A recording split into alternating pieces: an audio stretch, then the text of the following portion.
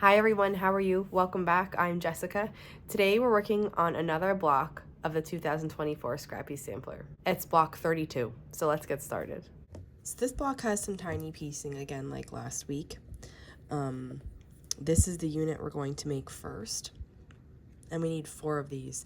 And I realized when I was prepping my pieces to get ready for this, this is what it's going to look like, that I grabbed my red and white block instead of my 30s print block. Usually I do the 30s print blocks on YouTube and the red and white on Instagram, but I switched that. So we have the red and white block. That's why all my fabrics are red and white here. So I have 2 rectangles of the same print and 1 rectangle that's a different print. And the different print is going to go in the middle of the other 2. So I'm just going to sew these together here along this long edge.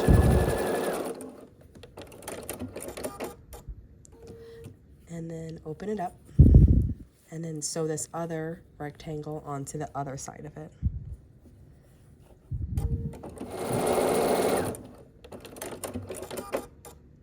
And we need 4 of these units, so I already have the other 3 made, so I'm going to set those aside now. And then the other thing we need in this block, which I went ahead and made because we've been doing so many of these, I'm sure that you know how. These are just half square triangles. We need 4 of them.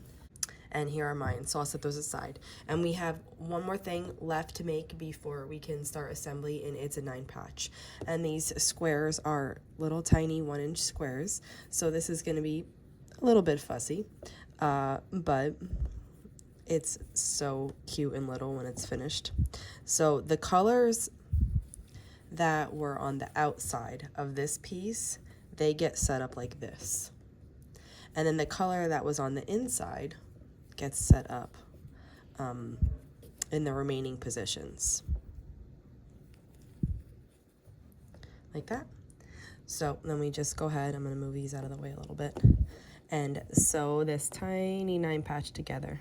And like I mentioned last week when we did our first tiny piecing block, I like to turn my stitch length down when I do tiny piecing. So right now I'm like at a 1.8.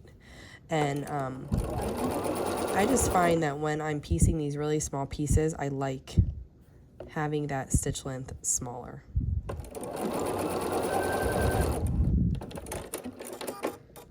Okay. And then now, if it's too fussy to do it vertically like this, you could sew it into rows separately and then sew the rows together. That would be easier because you don't have all these other little pieces hanging around kind of getting in your way.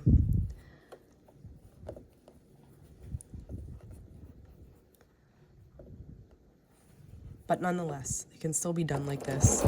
It's just a little bit fussier. Mostly because you're working right by the needle and the foot, because the pieces are so small that you're having to work around the other pieces, but also the needle and the foot. A little piece here, okay.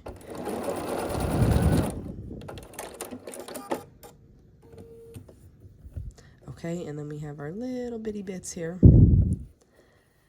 And we're going to fold this over, it's so tiny, and piece it. Now what I'm feeling with my fingers here is that those seams are nesting, because I still, even though this is little, I'm trying to be accurate.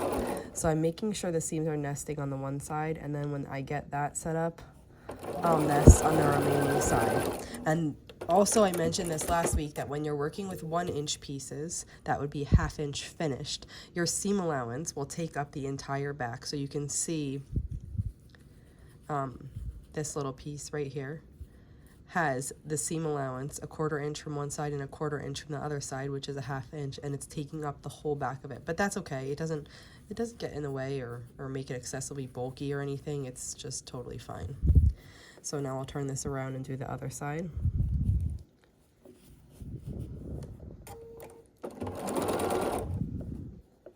And this is the size, I mentioned this last week too, this is the size 9 patch that I was making for that. It's like a long-term project that I've been working on, and I still didn't check the name, but I still think it's called the 1880s quilt. And these are the size 9 patches that are in it, and they're so tiny and cute. And what's really great about them is, like, you can use the smallest bit of scraps and really come out with something. I mean, I need a ton of these 9 patches to make the quilt, but I mean, they're little tiny scraps that maybe wouldn't have gotten used in other blocks, so it feels nice to use those. All right, so anyway, this is the center of our block. We can start assembling now. So I have a half square triangle, and I'm going to put that next to one of our strip pieces here. And these strip pieces are 1 inch wide too, so depending on what way you're pushing your seams, you might not have much room on the back there either, because if you're pushing them towards the 1 inch pieces, then you'll be filling up the whole back of it. Okay, so now we assemble the 9 patch and one of the other strip pieces as a side. Then half square triangle again. And a strip piece.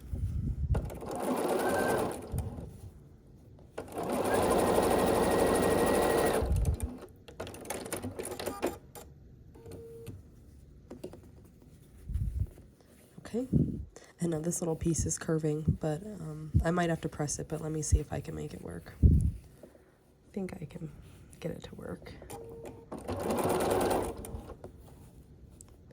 Yep, that'll be okay. And then I'll just continue on here.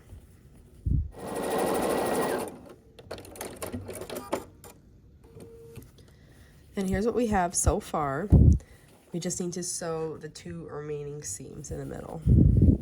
So, and I mentioned it in the beginning of this quilt along, and I haven't mentioned it since then, but I am making 2 versions of this quilt.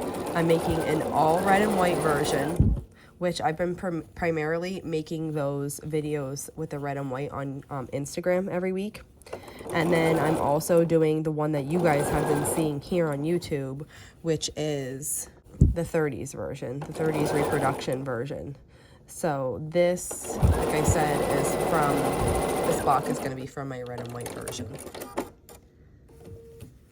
And I'll show those both here at the end of the quilt along. Once I finish them, I'll show you what the red and white version looks like, and also what the 30s version looks like. And here's how it looks when it's finished. And here's what the block looks like when it's finished. So there's not a ton of contrast here because I'm using all red and whites, but in my 30s version, I'm gonna have it be more contrast between these pieces. Either way, a really cute block, fun to make. If you have any questions, just let me know, and if not, I'll see you back here soon. Thanks for following along.